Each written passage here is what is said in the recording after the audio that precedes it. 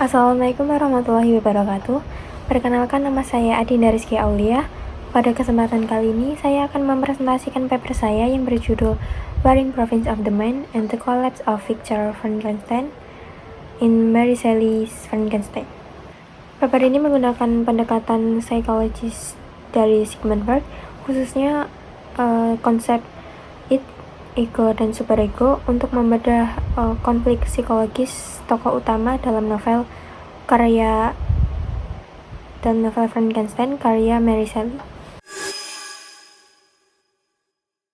Sebelum masuk ke pembahasan novel, saya akan menjelaskan terlebih dahulu teori dari Sigmund Freud.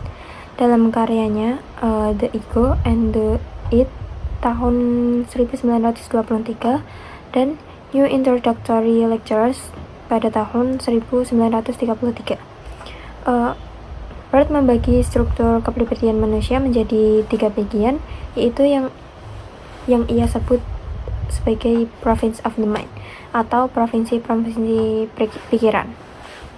Yang pertama ada the id, yaitu dorongan bawah sadar yang murni mengejar kepuasan tanpa mempedulikan konsekuensi atau moral.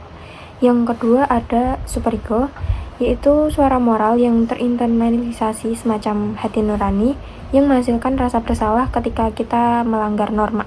Yang terakhir ada the ego yang posisinya di tengah dan tugasnya menyeimbangkan antara dorongan id dan tekanan superego, tapi tetap realistis menghadapi dunia nyata. Nah, menurut Freud, kalau ego ini gagal menyeimbangkan keduanya, maka orang tersebut akan mengalami tekanan psikologis yang berat. Selanjutnya, saya akan menjelaskan sedikit latar belakang tentang novel ini. Frankenstein ditulis oleh Mary Shelley pada tahun 1818 saat usianya baru 18 tahun. Nah, menariknya novel ini tuh ditulis di tengah masa hidup Shelley yang penuh kehilangan. Contohnya waktu ibunya meninggal tak lama setelah melahirkan, lalu anak pertamanya juga meninggal di usia yang sangat muda. Next, saya akan menjelaskan sinopsis singkat novel ini. Secara singkat, novel ini bercerita tentang Victor Frankenstein, seorang ilmuwan muda yang terobsesi menciptakan kehidupan. Ia berhasil menghidupkan makhluk dari bagian-bagian tubuh manusia, tapi begitu makhluk itu hidup, Victor justru ketakutan dan meninggalkannya begitu saja. Nah, makhluk itu kemudian ditolak oleh masyarakat dimanapun ia pergi, dan penolakan berulang ini perlahan mengubah menjadi sosok pendendam. Ceritanya berakhir tragis, baik Victor maupun ciptaannya sama-sama hancur akibat rangkaian kekerasan yang terjadi. Next, saya akan menjelaskan thesis statement atau argumen utama dari paper saya. Jadi, saya berargumen bahwa tragedi Victor Frankenstein ini sebenarnya tidak bisa dijelaskan hanya sebagai peringatan soal bahaya sains yang berlebihan. Akar masalah sebenarnya ada pada kegagalan ego Victor dalam menyeimbangkan id-nya yang tak terkendali dengan superegonya yang terlalu menghukum. Nah, kegagalan inilah yang mengubah satu tindakan transgresif menjadi rangkaian kematian yang seharusnya bisa dicegah. 3 poin berikutnya akan membuktikan argumen ini satu persatu. Selanjutnya kita masuk ke discussion. Poin pertama, the unchecked id. Sejak masa kuliah di Ingolstadt, Victor menunjukkan ambisi yang sangat obsesif dan tidak terkontrol.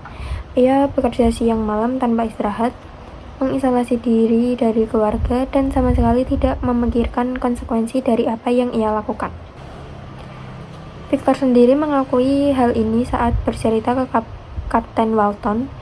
Dia bilang, "How dangerous is the acquirement of knowledge?" Ini adalah bentuk id dalam narasi yang paling murni, sebuah hasrat yang tidak mengenal batas moral apapun. Puncaknya terjadi di momen ia berhasil menghidupkan ciptaannya, momen di mana ia melihat the dull yellow eye of the crater open. Momen ini adalah puncak pemenuhan dorongan It yang sudah dibiarkan tumbuh tanpa kontrol selama bertahun-tahun. Next, poin kedua, the punishing superego. Nah, begitu ciptaannya berhasil hidup, reaksi Victor bukan kebanggaan, tapi justru kengerian luar biasa. Ia berteriak, "Beautiful, good God." Sebuah seruan yang secara langsung memanggil otoritas moral yang telah ia langgar. Disinilah superego Victor secara tiba-tiba muncul kekuatan penuh, menghukumnya atas apa yang baru saja ia lakukan. Rasa bersalah ini terus muncul sepanjang cerita. Contohnya saat persidangan Justin, seorang pelayan keluarga yang dituduh membunuh, padahal pelaku sebenarnya adalah ciptaan Victor sendiri. Victor sadar akan hal ini. Ia bahkan mengakui dalam hati, "I not in deed, but in effect was the true murderer." Tapi dia tetap diam, tidak mengaku, dan membiarkan Justin dihukum mati. Ini menunjukkan bahwa rasa bersalah Victor tidak berfungsi sebagai dorongan moral untuk bertindak benar, tapi justru jadi hukuman yang melumpuhkannya. Next, poin ketiga, dan ini adalah poin inti, yaitu the collapsing ego. Kalau It menjelaskan kenapa Victor menciptakan makhluk itu, dan superego menjelaskan kenapa dia menderita rasa bersalah, maka egolah yang menjelaskan kenapa novel ini berujung tragedi, bukan sekadar krisis pribadi biasa. Sepanjang cerita, Victor tidak pernah benar-benar mengambil keputusan yang seimbang dan bertanggung jawab. Ia hanya berayun di antara dua ekstrim, yaitu lari dari masalah atau bertindak gegabah karena terlalu panik. Contohnya, dia kabur dari laboratorium pas ciptaannya berhasil hidup. Dia diam saat Justin dihukum mati, dan dia menghancurkan ciptaan kedua secara impulsif di tengah proses pembuatannya. Nah, dampak dari kegagalan ego Victor ini paling jelas terlihat dari sudut pandang makhluk ciptaannya sendiri. Makhluk itu berkata, "I was benevolent and good, misery made me afraid." Ia bahkan menggambarkan dirinya dengan istilah keagamaan. "I ought to be a day Adam, but I am rather the fallen angel." Seharusnya ia menjadi seperti Adam, tapi karena terus-terusan ditolak tanpa alasan, ia justru menjadi malaikat yang jatuh. Nah, yang menarik di sini, pola psikologis makhluk itu dari baik menjadi destruktif karena tidak ada yang membimbing dan menerimanya. Sebenarnya mencerminkan kegagalan ego Victor sendiri. Jadi kegagalan Victor ini seolah diwariskan ke ciptaannya. Next, ini adalah bagian kritik saya. Nah, saya sudah membuktikan bahwa teori Freud cukup kuat menjelaskan konflik batin Victor. Tapi di bagian ini saya menunjukkan kritik saya terhadap penerapan teori ini secara menyeluruh. Kalau kita membaca novel ini murni lewat kacamata Freud, kita beresiko mereduksi seluruh cerita jadi drama psikologis pribadi semata. Padahal penderitaan makhluk ciptaan Victor itu sebenarnya berasal dari penolakan sosial yang berulang dari keluarga de Lacy yang mengusirnya sampai warga desa yang menyerangnya begitu saja. Saya mendukung argumen ini dengan pendapat Sherwin pada tahun 1981 yang mengatakan bahwa katastrofe dalam novel ini sebenarnya terletak pada rusaknya ikatan alami antara pencipta dan yang diciptakan, bukan semata masalah psikologis individu.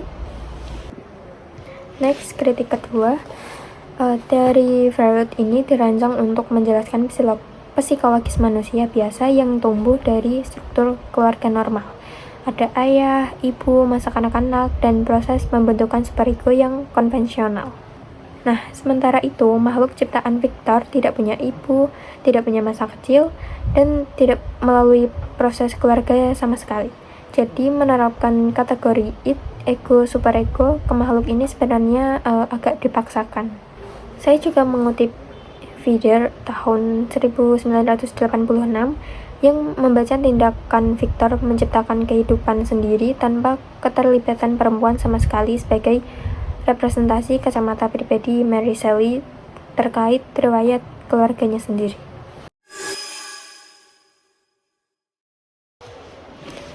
In conclusion, tragedi Victor Frankenstein berakar dari id yang menciptakan tanpa batas, superego yang menghukum tanpa memberi jalan keluar, dan ego yang terlalu lemah untuk menyeimbangkan keduanya.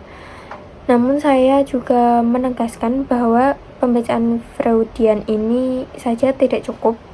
Novel Mary Shelley justru menekankan bahwa kengerian sesungguhnya bukan terletak pada wujud fisik makhluk itu, melainkan pada kegagalan manusia untuk mengendalikan pikirannya sendiri, sekaligus kegagalan masyarakat untuk memberi kepedulian pada sesuatu yang telah ikut mereka ciptakan. Berikut adalah referensi yang saya pakai. Demikian presentasi dari saya. Terima kasih atas perhatiannya. Wassalamualaikum warahmatullahi wabarakatuh.